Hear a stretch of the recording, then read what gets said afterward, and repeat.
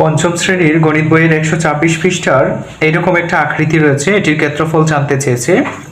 তো এই আকৃতিকে আমরা তিনটি আয়তে ভাগ করে দিব, তাহলে আমাদের সহজ হবে। তারপর তিনটি আয়তের ক্ষেত্রফল যোগ করে দিব। তো আমরা যে কোনোভাবে আয়ত তিনটে আঁকতে পারি। যদি আমরা এইভাবে আঁকি তাহলে হবে, এই যে এইভাবে যদি এঁকে দিই, স্কেল দিয়ে আঁকবো অবশ্যই, তাহলে এখানে একটি আয়ত হয়েছে এবং এইভাবে আরেকটি দাগ দিয়ে দিব। এখানে একটি আয়ত, এখানে একটি আয়ত এবং এখানে একটি আয়ত হয়েছে, তিনটি আয়ত।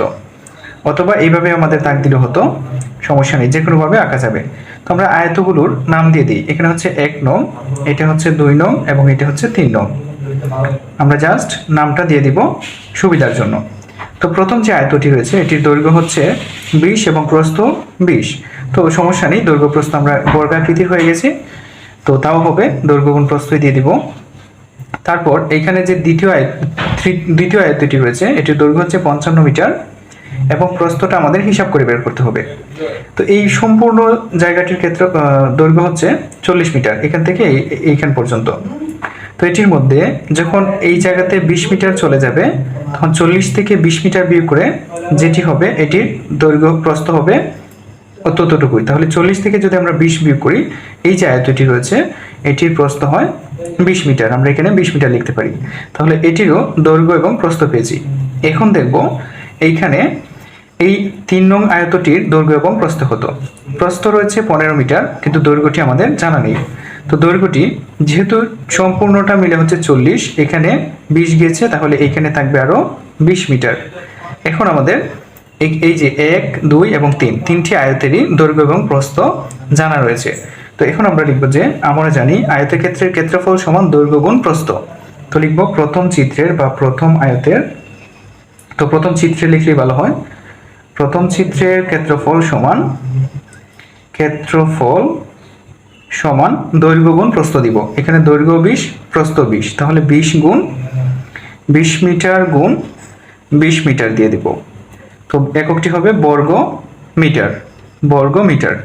তো এখানে 20 এবং 20 যদি আমরা গুণ করি, 20 20 হয় 400, এখানে হবে 400 বর্গ মিটার প্রথমটির ক্ষেত্রফল। তো দ্বিতীয় চিত্রের ক্ষেত্রফল কি হবে? এই যে দৈর্ঘ্য রয়েছে 55 এবং প্রস্থ রয়েছে 20। তো লিখব দ্বিতীয় চিত্রের ক্ষেত্রফল সমান দৈর্ঘ্য হচ্ছে 55 মিটার, তো 55 মিটার গুণ প্রস্থ হচ্ছে 20 মিটার, তো দুইটা গুণ করে দিব, এত বর্গ মিটার হবে, এককটি বর্গ মিটার। তো 55 এবং 20 গুণ করলে কত হয়? এখানে একটি শূন্য রয়েছে, শূন্য বসাবো, তারপর 2 দিয়ে 55কে গুণ করে দিব।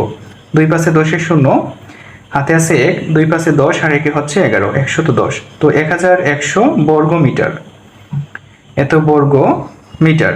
তো এখন বের করবো যে তৃতীয়টির ক্ষেত্রফল কত হয়। লিখব তৃতীয় চিত্রের ক্ষেত্রফল সমান এই যে দৈর্ঘ্য হচ্ছে 20 মিটার এবং প্রস্থ হচ্ছে 15 মিটার। লিখব 20 মিটার গুণ 15 মিটার, এখানে এককটি দিব বর্গ মিটার। সমান সমান কি হবে? 15 এবং 20 গুণ করে দিব। তো একটা শূন্য রয়েছে, একটা শূন্য বসাবো, তারপর 2 পাশে 10-এর শূন্য, হাতে আছে 1, 2 একে 2 আর 1 হবে 3, এত বর্গ মিটার, অর্থাৎ 300 বর্গ মিটার হচ্ছে তৃতীয় চিত্রটির ক্ষেত্রফল। তো এখানে প্রথম, দ্বিতীয় এবং তৃতীয়, এই যে 1, 2, 3 তিনটি চিত্রেরই ক্ষেত্রফল পেয়েছি। এখন তিনটা চিত্রের ক্ষেত্রফল যোগ করে দিলেই পুরো চিত্রটার ক্ষেত্রফল বের হবে। তো লিখব সম্পূর্ণ চিত্রটির ক্ষেত্রফল বা আকৃতিটির, আমরা আকৃতি বলতে পারি, সম্পূর্ণ আকৃতিটির ক্ষেত্রফল সমান এই যেখানে 400 বর্গ মিটার, লিখব 400 যোগ এখানে রয়েছে 1100 যোগ 300, এককটি হবে বর্গ মিটার। সবগুলো যোগ করে দিই। তো এখানে 300 আর 400 যোগ করলে হয় 700, এইভাবে করা যায়। তারপর আমরা এইভাবে করতে পারি, 0 যোগ করলে হচ্ছে 0, এখানে 0, এখানে 0, এখানে 0 যোগ করলে 0, তারপর 3 আর একে হবে 4, 4 আর 4 হচ্ছে 8, এবার এখানে রয়েছে 1, অর্থাৎ 1800 বর্গ মিটার। তো তো সম্পূর্ণ আকৃতিটি যে রয়েছে এটির ক্ষেত্রফল হবে 1800 বর্গমিটার। এইভাবে করে আমরা পার্ট পার্ট করে খুব সহজে যে কোনো আকৃতির ক্ষেত্রফল বের করতে পারি। তো প্রিয় শিক্ষার্থীরা, ভিডিওটি যদি ভালো লাগে অবশ্যই লাইক, কমেন্ট এবং শেয়ার করে দিবেন। আর অনলাইন ব্যাচে ভর্তি হতে হলে উপরে দেওয়া নম্বরে হোয়াটসঅ্যাপ করবেন অথবা কল করবেন। ধন্যবাদ সকলকে।